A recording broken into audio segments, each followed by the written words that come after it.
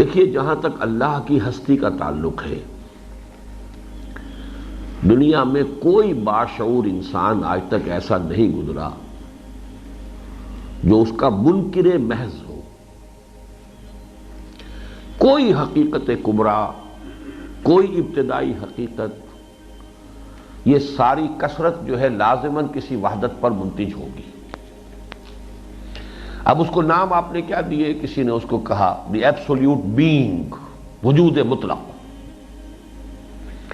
کہیں کسی نے کہا دی فرسٹ انٹلیکٹ، عقل اول، جو بھی آپ کہیں نام اسے دینا ہوگا۔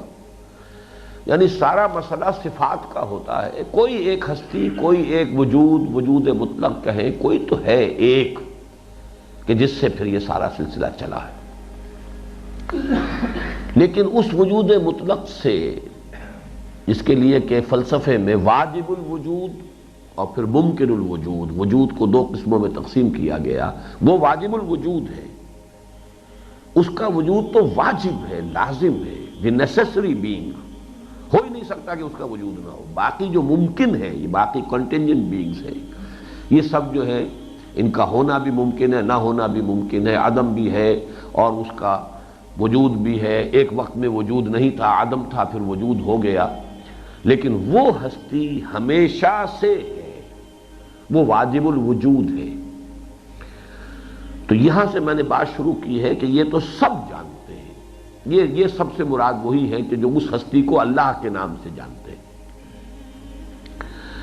یہ تو سب جانتے ہیں کہ صرف ذات باری تعالی واجب الوجود اور قدیم ہے۔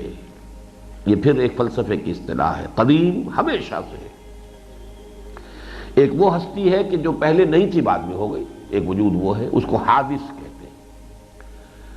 تو اللہ کی ذات واجب الوجود اور قدیم، جبکہ کل کون و مکان اور انسان سمیت جملہ مخلوقات و موجودات ممکن اور حادث ہے۔